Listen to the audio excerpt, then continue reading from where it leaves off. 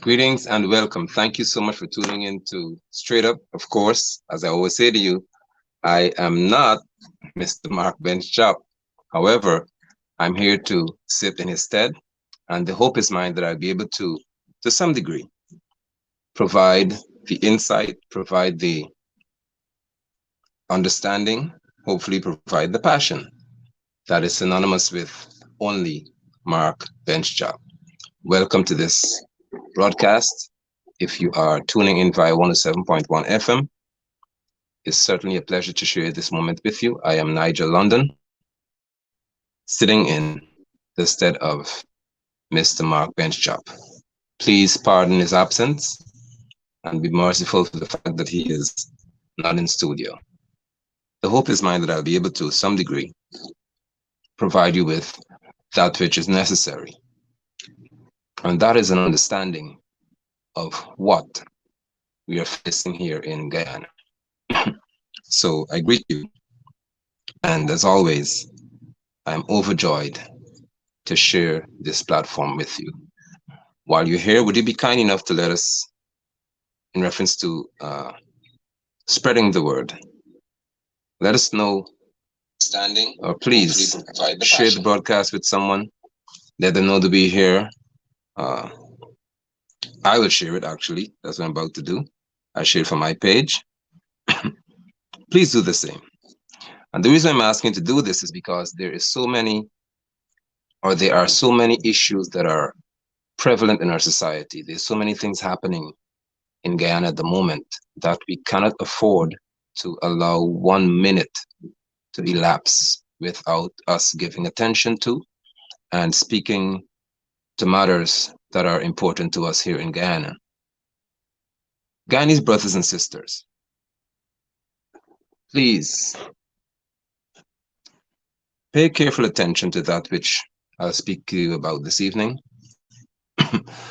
And it's in relation to, or it includes, budget 2020 and the administration, and by extension, the government that happens to be all Guyanese.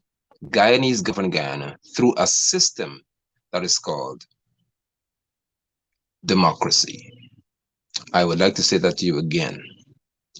Guyanese govern Guyana through a system called democracy. This broadcast would be heavily weighted in reference to education. I believe with all of my heart that it is necessary for us to educate ourselves and for us to be equipped with information regarding what should happen in our country, what is happening in our country, what needs to happen in our country. Because if you're not careful, there'll be many things and decisions that are made by political, well, they're called leaders, and you will not necessarily understand, as in the case with Budget 22, why or how it affects you significantly. We can no longer just rely on political figures to give us insight and give us speeches about matters that concern us. We must get down to the hard core facts. We must be prepared to face information such tenacity that every one of these political figures in this country dread the thought of deceiving us. And so I say to you again that Guyana is governed by the people through a system that is called democracy. And in this system, they are representatives. I want to begin there before I transition, because if you understand the introduction, then probably the discussion will be beneficial to you. If I lose you here, it's be difficult for me to recapture you anywhere along the line. Guyana is governed, and I'm repeating this on purpose. Those on 107.1 FM radio, I hope that you can hear me and that you can understand as well. Our country is governed by us, the people, through a system that is called democracy, in which They are representatives. So when you're watching budget 2022 discussion and debate, you are actually seeing representatives in the House of Assembly. Why are they called representatives? Because you have to represent someone. Who? That's what you should ask yourself. Who are they? Who are they representing? Okay. If they are representing the people of Guyana, then by right you must understand that because all of us cannot sit in parliament to discuss our business, there are representatives who would go to the House of Assembly, called the parliament, and they are supposed to represent us, represent what we want, represent our interests. That is actually how this country is supposed to be governed.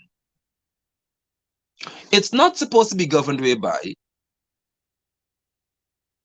people believe, somebody said the video is blurred.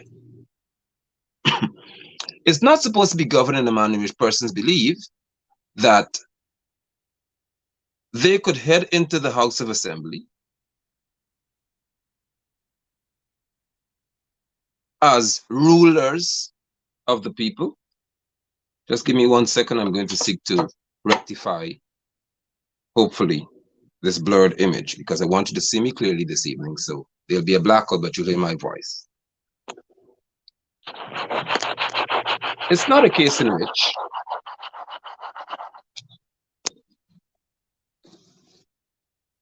these people are supposed to enter the House of Assembly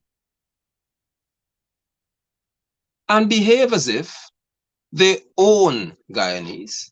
They're not supposed to sit in any ministerial office and behave as though they own us, they have rights to us, they could do whatever they want, and that the things they do are deemed favors granted to the Guyanese population. I've heard through Mr. Ben Chop's page, or I saw today, an excerpt of an interview with Bara Jagdeo through, I think, a Vice news agent. And in that interview, Bara Jagdeo, the vice president, is saying that he helped a lot of people in reference to them approaching him, and he is ready to help them. Help? This is what I want to speak to about this before we transition to budget 2022. No elected official in this country is there to help you. They are there to serve you. The fact that Bara Jagdeo record as saying that he helped people in reference to his office, political office that is, there's a problem. And too many of you Guyanese approach these political figures for help and not service. Are you there? We have to recalibrate. We have to re-educate. We have to get ourselves to a place whereby we can revisit what happens up here and understand how our country is supposed to function. Bara Jagdeo, in any capacity, politically, being paid by taxpayers, is not there to help anybody. He is there to serve every Guyanese because he is a servant of every Guyanese. Ministers in government, all of them, even from the previous administration, you were all there to serve us. You are never there to help us. There's no favor that we ask of you. But that is why you people can in many cases be treated the way you are, because you are not informed enough. And I'm here to speak to you with some degree of passion for you to understand what should be the case in your country. And hopefully, out of these passionate pleas of mine, we would have some action in our country that would remind political figures, and note I'm not saying leaders here, remind political figures, because you only a leader when you function as a leader. We need, through our actions, to remind these people that they are servants of the Guyanese population. They are not there to give us help.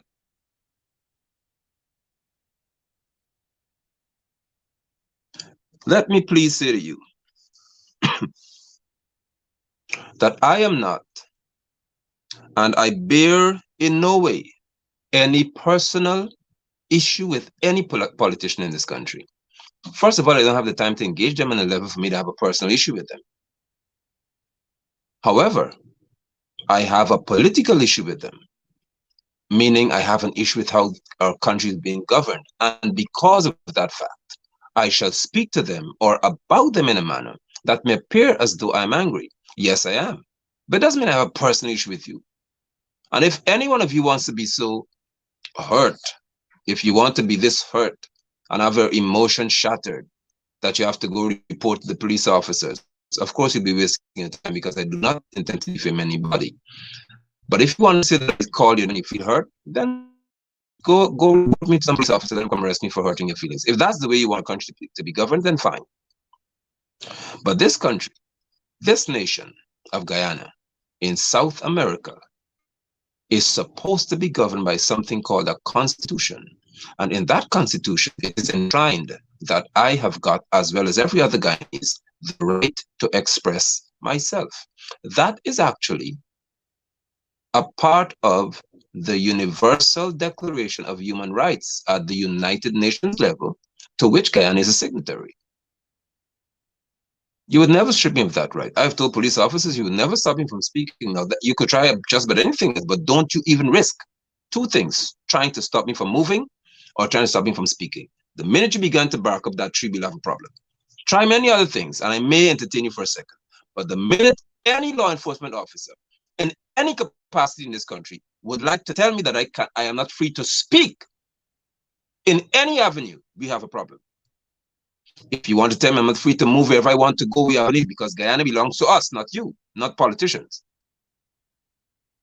We are all, including the politicians, owners of this nation. So with that said, I was horrified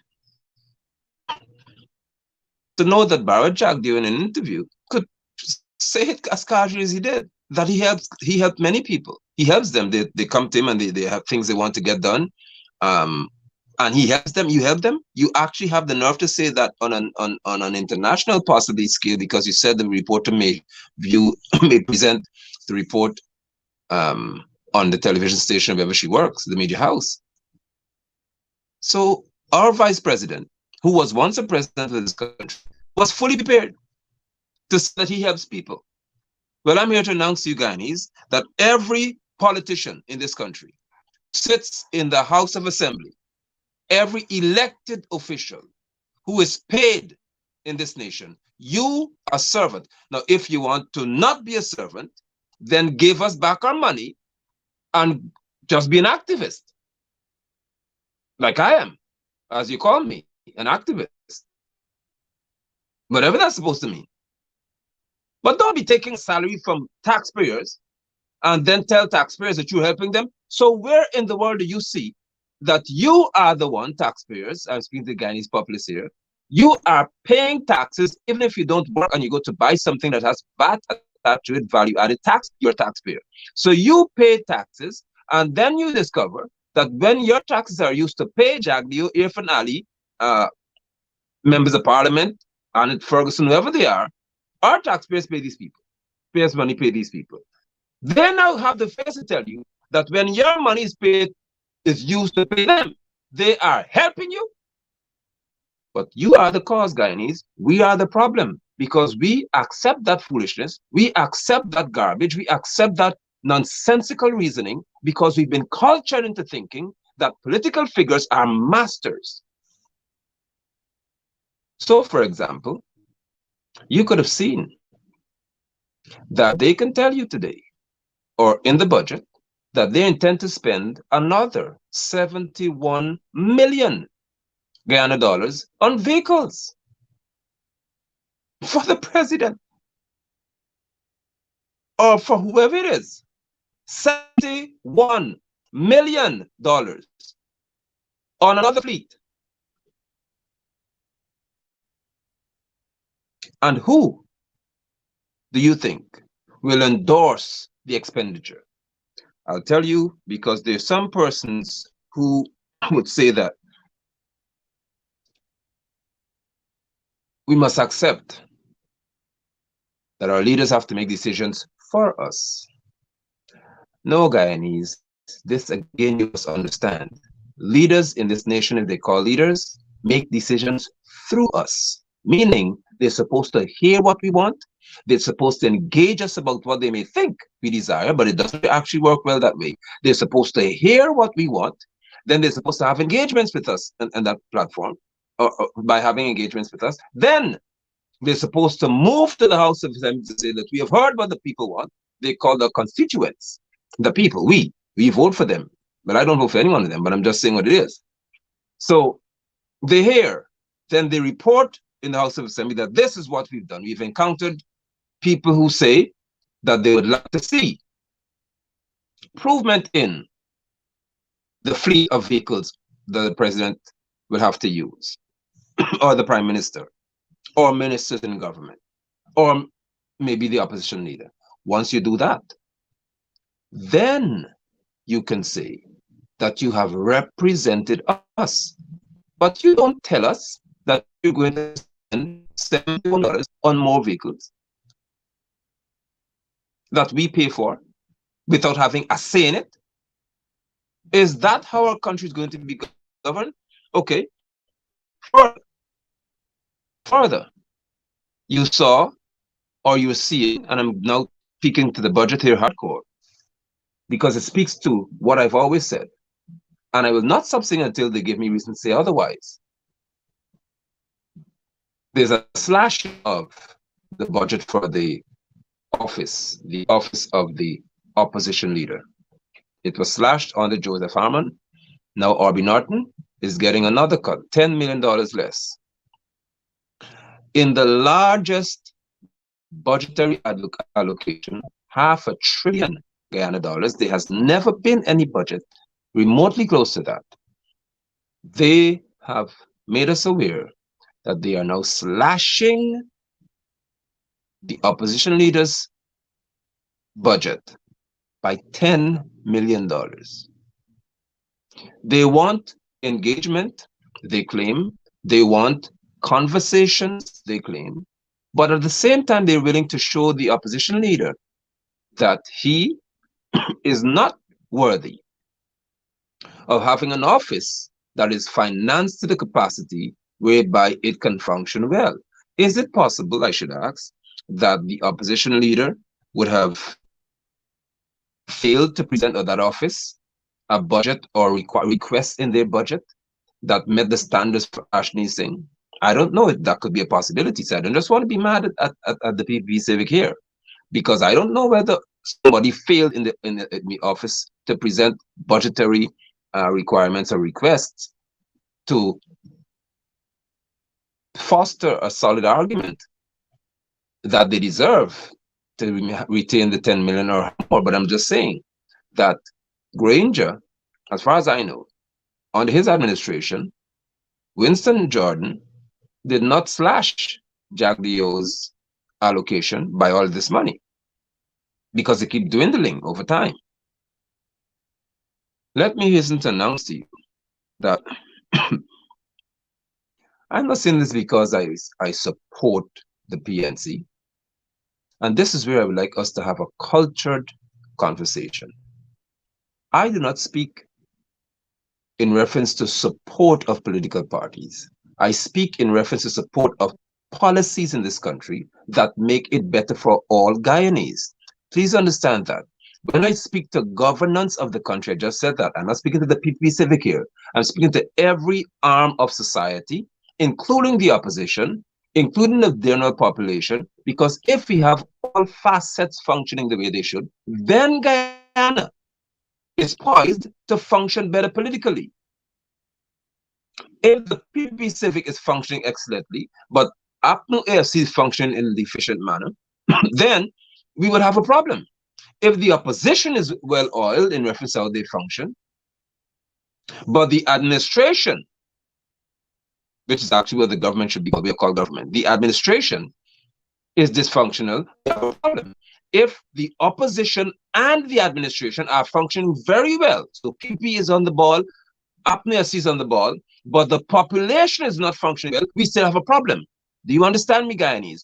All aspects or facets of the political engine must be functioning well. So when I speak about PNC, and I speak to what, or APNU or what, and what I speak to what this budget is doing to the opposition leader, I am saying that it's unhealthy, not because I support PNC, because I support what's proper. I support propriety.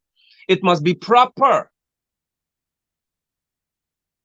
There is no way that there can be such tension in our country, and then in the budgetary allocation, you insult the office of the opposition leader. However, I say to you, that's possible that maybe somebody in the office did not submit in their requests or proposals that which satisfied Ashni Singh. And while I'm on Ashni Singh's case, Guyanese, we are in trouble if you don't understand what's happening to you as a country. Are you aware that in the Ministry of Finance, technically speaking, there is no Minister of Finance? Hear me. In or under the Ministry of Finance, Ashni Singh is not the Minister of Finance. When have you ever heard that? Tell me once. Under Burnham, under Hoyt, under Jagan, under Jagan number 2, under Sam Hines, under Jagdio, under Ramatar, under Granger. Now, Irfan Ali, please tell me once when we've had the Ministry of Finance without a Minister of Finance in the Ministry of Finance. When your country has all this oil money, is when you have this colossal nonsense that Jagdio and Irfan, well, not Irfan Ali, he doesn't have power to do anything if you ask me. And I'll tell you why. Because if Jagdio has to say that Irfan Ali will speak to Aubrey Norton, I have a problem with Irfan Ali. There is no way that he should allow this to be happening to him in front of Guyanese faces. You are the president. How can the vice president say what you're going to do? How? Why? Who runs Guyana? Who is the executive president of this country? You are Bara Jagdio. Jagdio should not, and he knows better. Again, I don't care if he thinks it's personal. It's not personal. It's principle. There is no way that a vice president should say what the president will do before the president would have said it.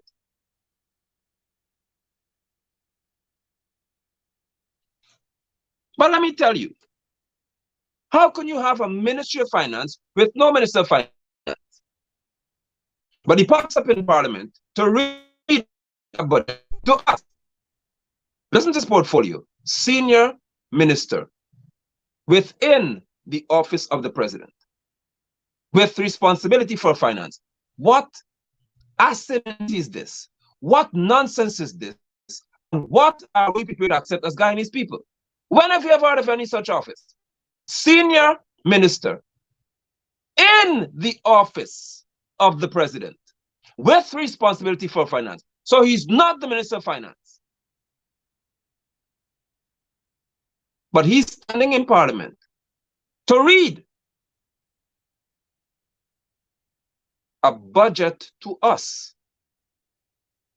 And in that budget,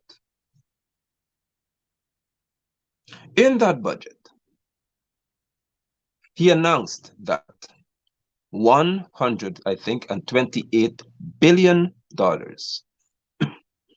shall be coming from the National or Natural Resource Fund, which is commonly known as the oil money.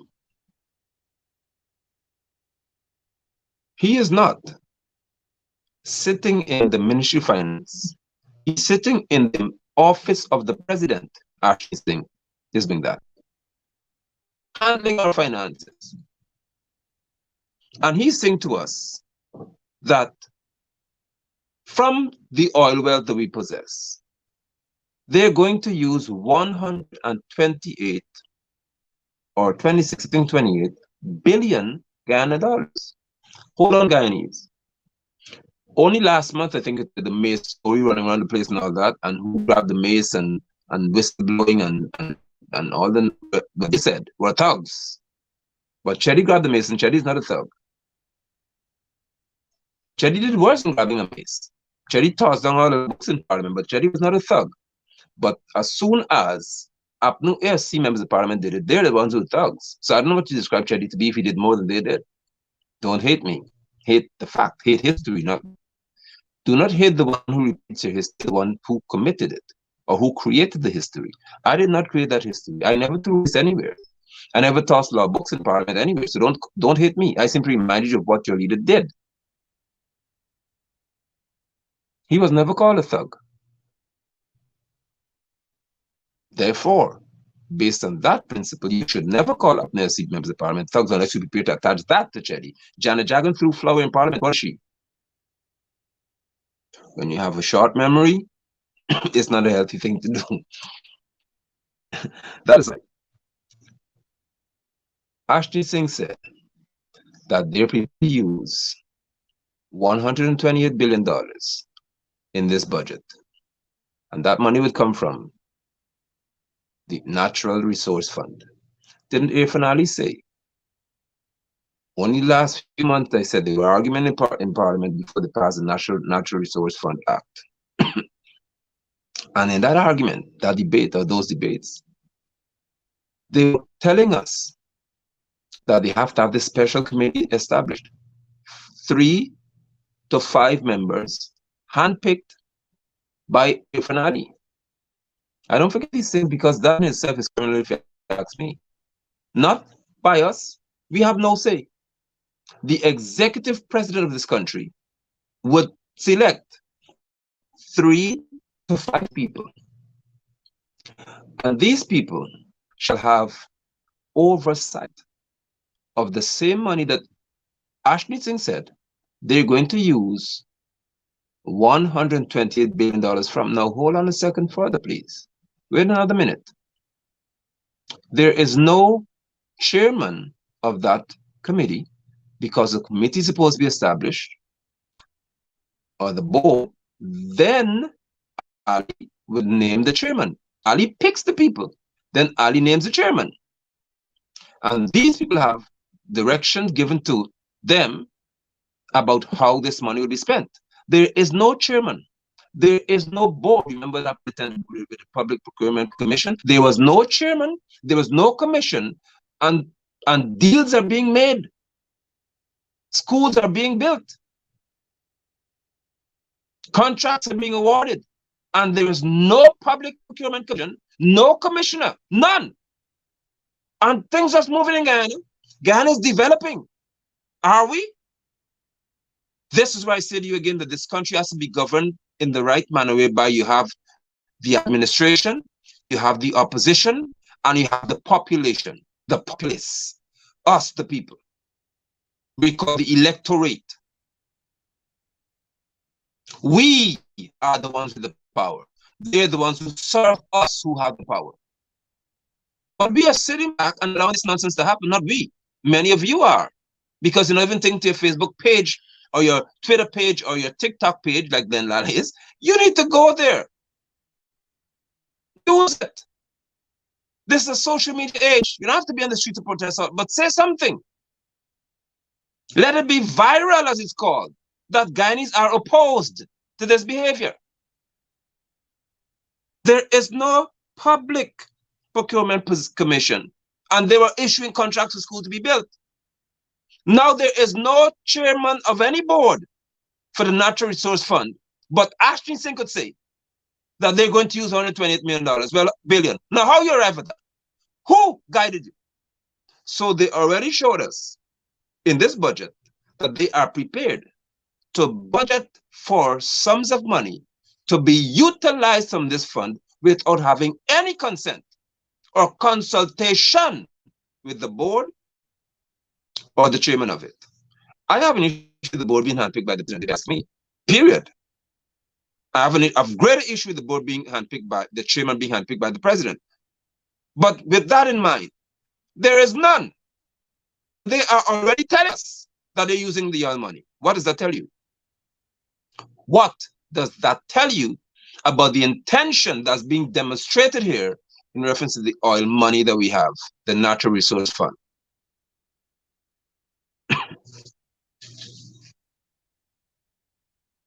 When are you going to say that you are disgusted? And I intend to launch a hashtag on a t-shirt that will prepare the way for, hopefully I can say, because nowadays I have to speak with hope, a nationwide protest called hashtag We Fed Up. Mr. Benshop is not here, so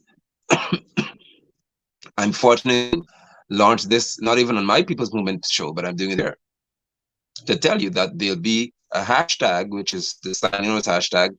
We make that a viral hashtag, hopefully, and they'll prepare the way in the not too distant future. Because I told you all 2 years ago, Jack Deal, I told you all, Frank Anthony, I told you that COVID-19 wouldn't last forever. I told you, Joseph Harmon, well, you're out now, but I told all y'all that this wouldn't last forever. Every one of y'all politicians who waste my time and waste guys people's time and dance around as if you're nurse school trained in Parliament and not take us seriously, I told you that as whenever this pandemic becomes an epidemic, it's not just at the national level here, and certain little communities, we will be on the street of Guyana, because you can't tell us we need task force permission. I refuse to write to Mark Phillips or any one of y'all for permission to walk the streets of my country. I'm not doing that. So it will be over. And when it's over, I'm telling you from now, if Yahweh gives me the life to breathe and to live, the hashtag will be created. Be fed up.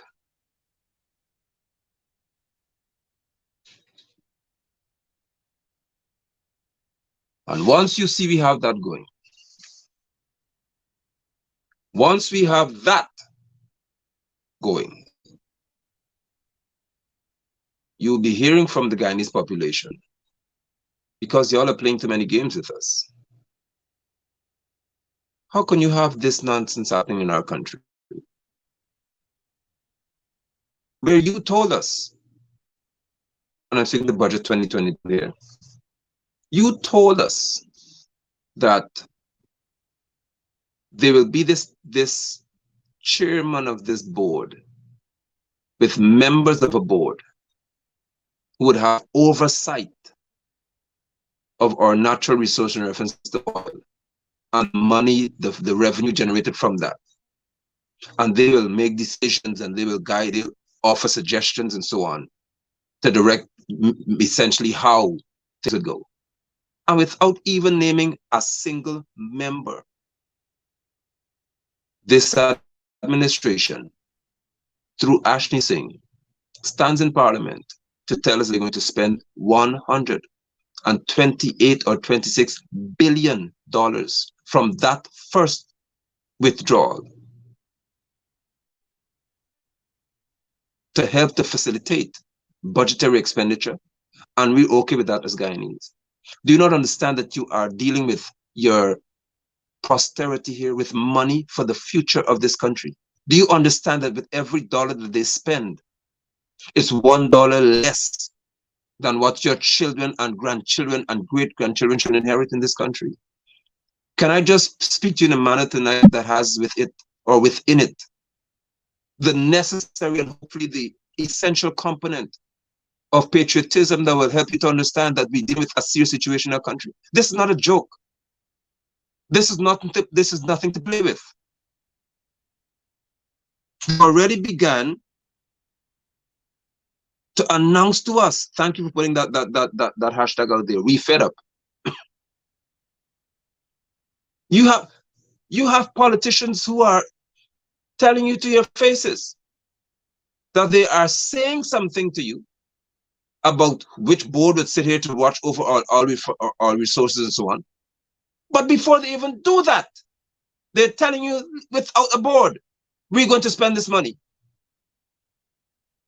So Ashley's saying, if you could allot from the budget,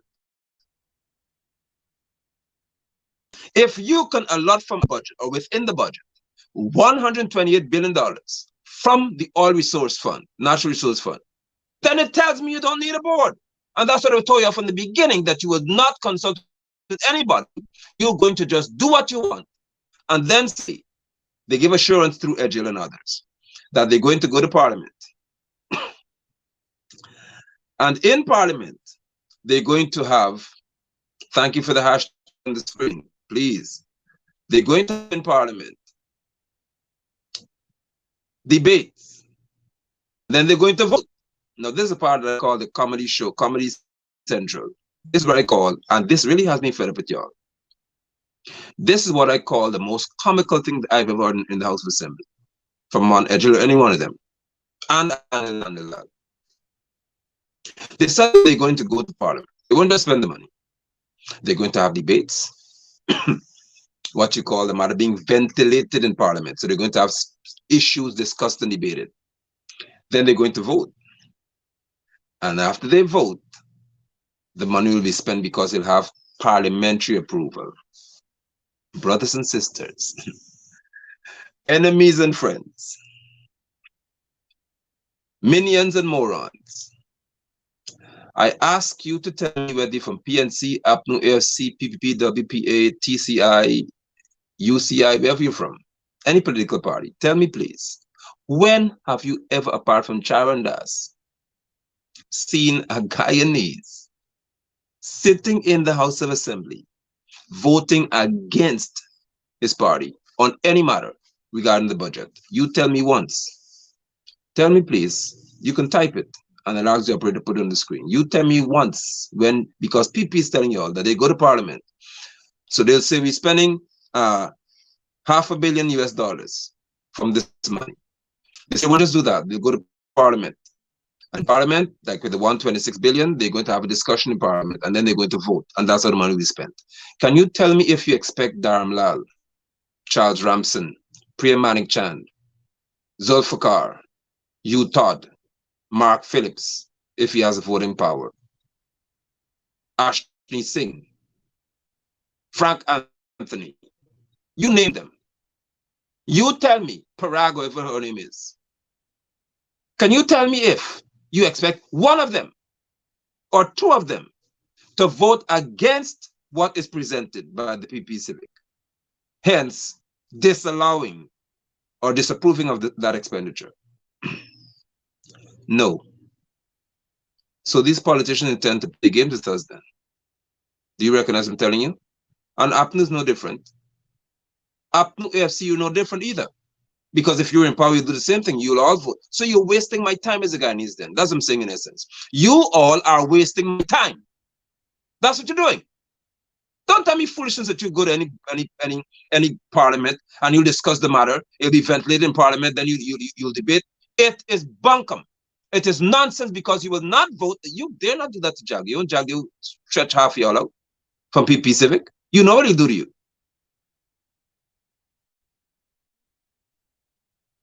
Because you're scared of him. I don't know why. I can't see anything about Jag for me to be afraid of.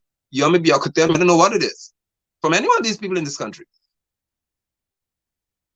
So if there is no normal cultural political practice in our country in which political leaders vote against what you call a conscience vote.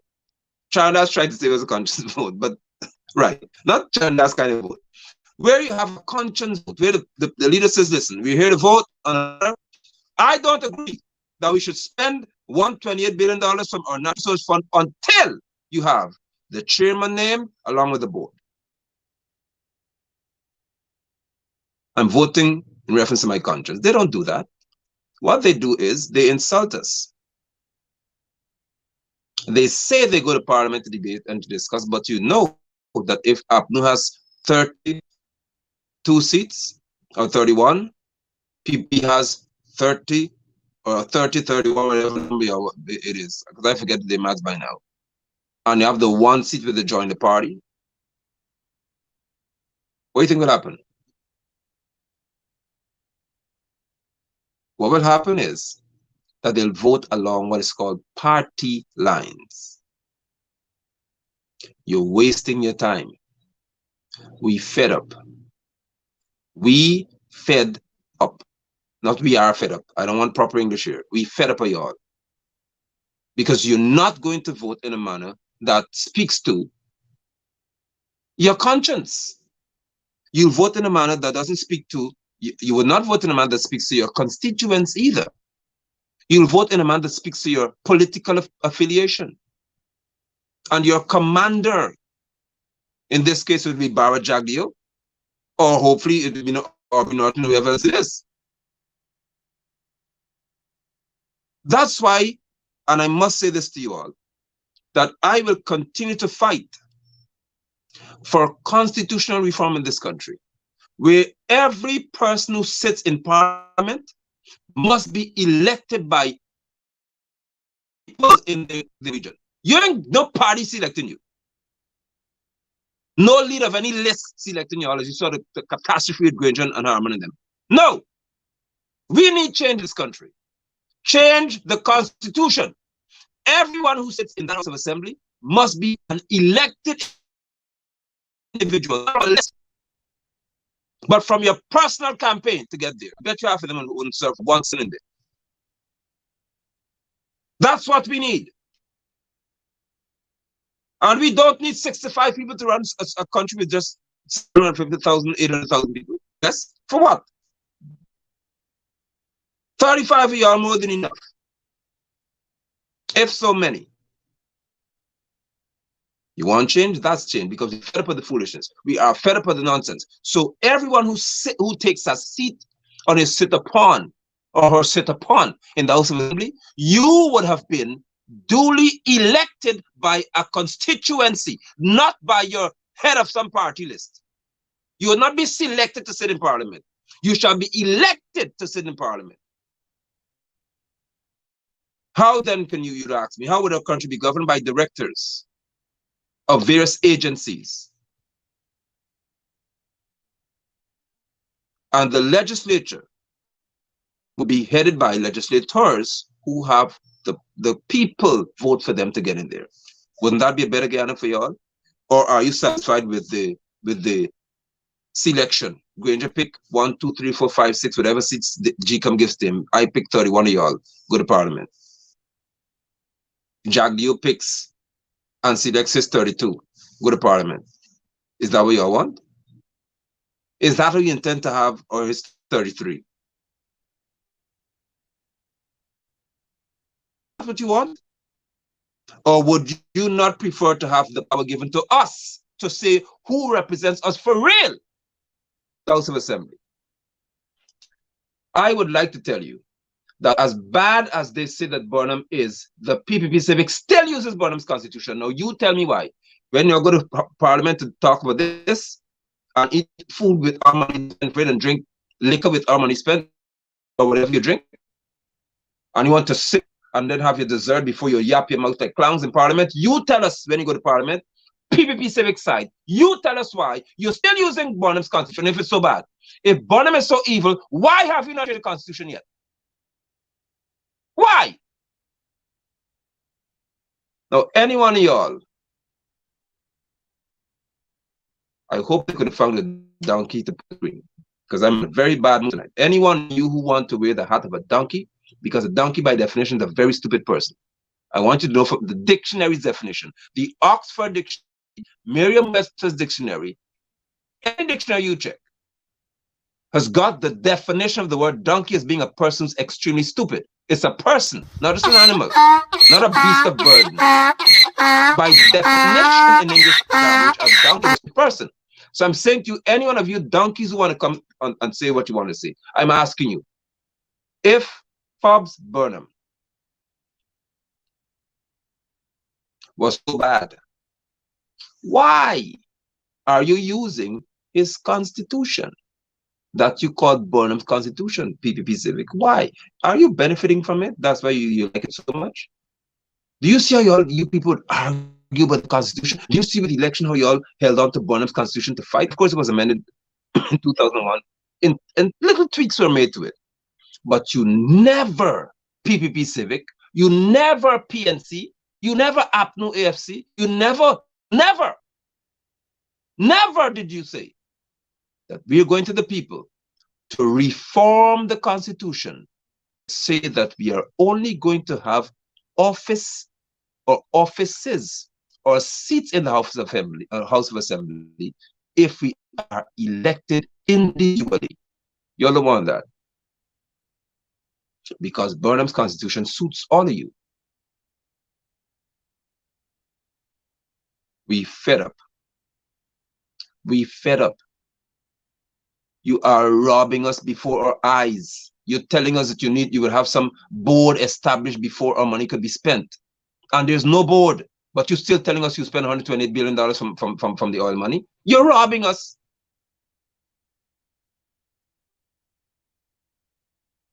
We are hearing about one Guyana. Where in the budget shows you one Guyana-ness? I know there's not a word, but the term, let me give it to you. Let me coin a term for you all tonight. Since April Ali could coin anything, and I have an issue with that too. Our country is regressing. We're going backwards. There's a problem.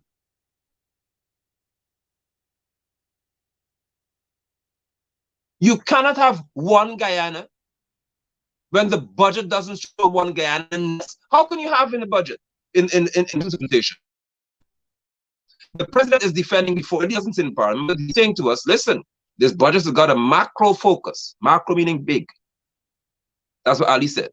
The focus of the budget is on a macro scale, a large scale.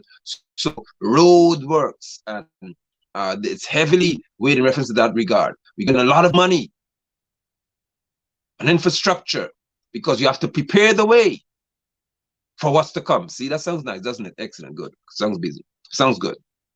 All right. Here comes one of the members of parliament. And he says that the budget is for a small man. And if you're not educated, that will fly straight over your head. Where the president says that the budget has a macroeconomic focus. I mean, it's not steering to little people. Your turn is coming. Remember the one who said from a new United Guyana? Your turn coming, right? With the Guy Oil scandal. Well, that wasn't a scandal, actually. It actually happened. So Ali's saying to us, listen, your turn is coming. One day you'll have a chance to enjoy the benefits of a budget. Small man, little people in Guyana. But at this time, the focus is macro. I think it's Indigit, his name is in parliament now, decides to say that the budget is for the small man. So even among the PPP Civic administration, they cannot agree to be honest with us about who the focus of the budget is on. Because if it were on us, as you call average Guyanese people, there would have been persons cheering you on social media. I know for sure to say, listen, we are impressed. Wow, nurses, police officers, public servants in general have got a 45% or 40% increase, the income tax threshold. And I'm here to say to you without reservation, it is my conviction that in an oil-rich nation, where you discovering another massive fine and then in quarantine review have another fine, listen to me. Listen to me. There should not be any $100,000 threshold or ceiling here for Guyanese. What nonsense is that? $500? There should be at least 200, the same thing you give to sugar workers, tax-free, give that to every Guyanese. Every Guyanese who earns $250,000 or less must not be taxed on income tax. How about that? That must be a ceiling because you must respect people. It is possible. Don't tell me we no $100,000. The members of parliament who earn $500,000, a million, almost $1 million per month, tax-free, with duty-free concession telling you make the ceiling $100,000. Why you don't ask for $100,000 in your salary every month as parliamentarian? Both sides of y'all, all to you. You are disrespectful. Opposition members of parliament, you do not earn $100,000. Y'all get almost $250,000 or more per month. Whenever you walk into parliament from out of town, they have to pay for accommodation, they have to pay for transportation. I talk about it tonight. I shall speak to it. You have got your expenses paid whenever there's parliamentary proceedings or committee meetings you have to attend. You are paid with our money. And your argument is that the threshold that we must function on outside of parliament is $100,000, and after that we must pay taxes. What's wrong with y'all? What is really wrong with you people? What is wrong with you people? Have you lost the ability to see that Guyanese need to get up in life? We've been insulted for years because of poverty.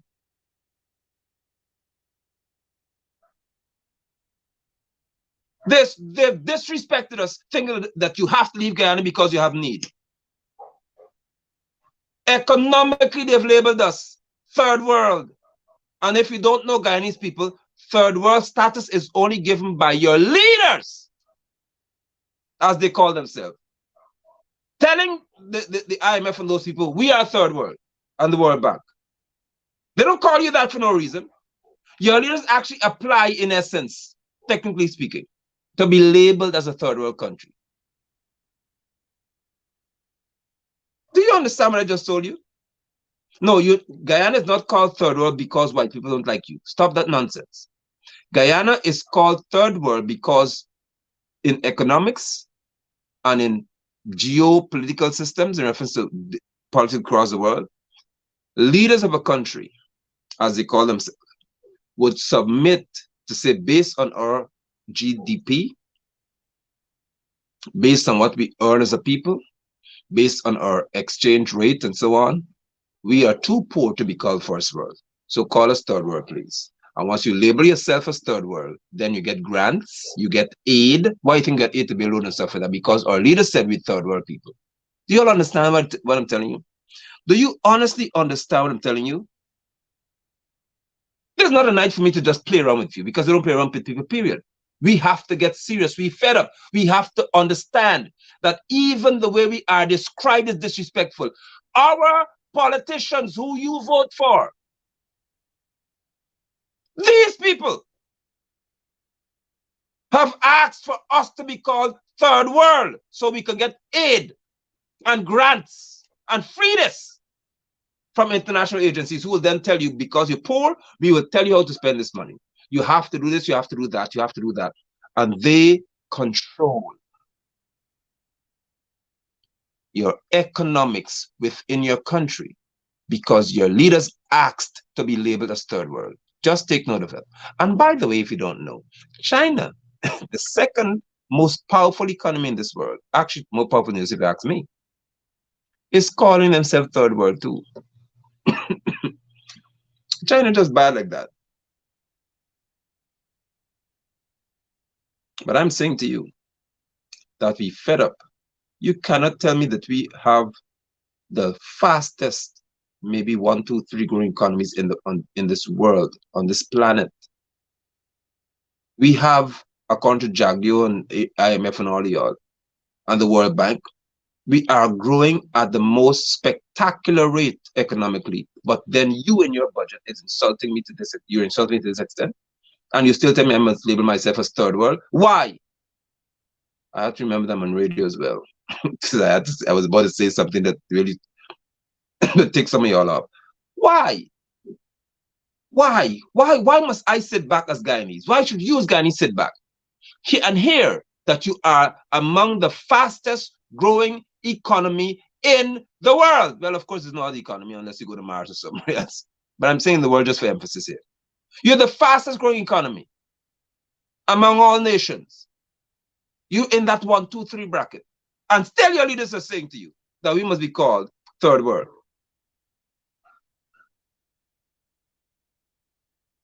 You accept that? Are you not fed up of having attacked? You need to understand the power of labels. If the people you vote for could look outside of your shores at this time that we have got so much oil wealth, as they said, and still say that you are poor, and you're so poor that we must be classified as people who need help, I can't see how you could accept these people leading you. Period. Have you heard from PNC saying that we should not be classified as third world? Have you heard them saying that? Again, I said to you, I don't have any political issue with y'all.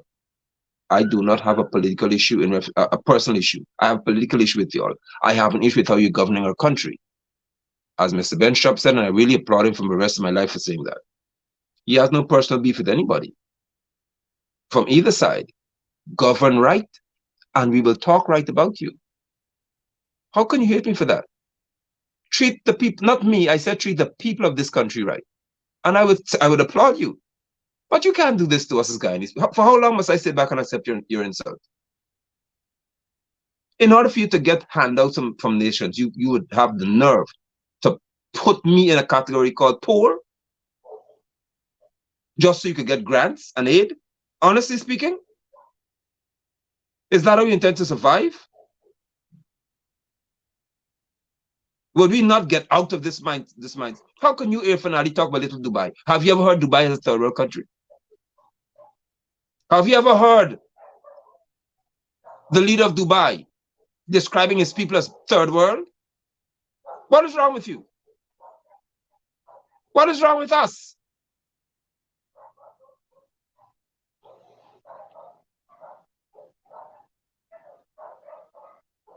I am tired of this. I am fed up of this. This is unacceptable on every level. It is wrong. We have to get better. We have to do better. We as a people have to demand better.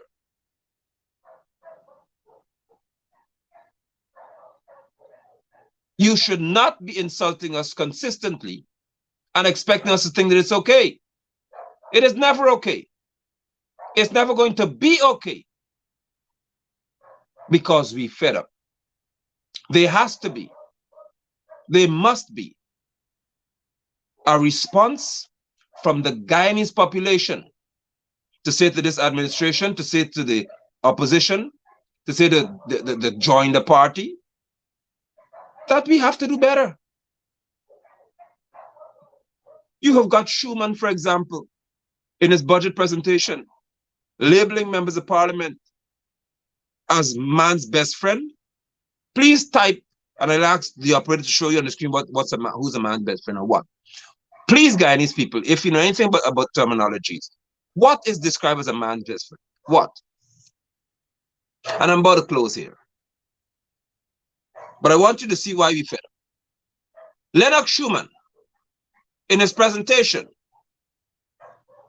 has described people in parliament, I don't care who it is, I don't have to like them for you to respect them, as man's best friend. Who? Good. A dog. Are you okay with that? Are you okay with a member of parliament that you pay Schuman's salary, by the way, and his advisory capacity, you pay that too? And I know how much you get for that, maybe almost $1 million, probably, or more. You are telling me, Guyanese people, that you are okay with a member of parliament in a budgetary presentation speaking to other members of parliament as I call them dogs? Is that okay? Is that the new Guyana? Is that the one Guyana concept, Irfan Ali? You have not chided him yet. Manzoor Nadir has not evicted him, as he should be doing, from parliament. But with that, and with that seriously disrespectful report or utterance, I would like to say thank you for at least grasping the seriousness of the state we're in, and for hopefully being willing and ready You're in Georgetown, you're in Linden, you're in Berbice, Essequibo. We are taken to the street for the We Fed Up campaign. That's what it's called. They will do right by us, or they'll be out of power, out of the House of Assembly, because it would not be back in power. We fed up. Something has to be done. I bid you good night. Again, on Mr. Benchop's behalf, I apologize for his absence. I hope that I've served you to some degree, even if it's a modicum. I hope that I've served you as best as I could. I'm pretty close to what he is able to do on a nightly basis. I bid you all shalom and few saints, and I thank you again for the opportunity to share this moment with you. Goodbye. Thank you, operator. I appreciate what you've done. Thank you.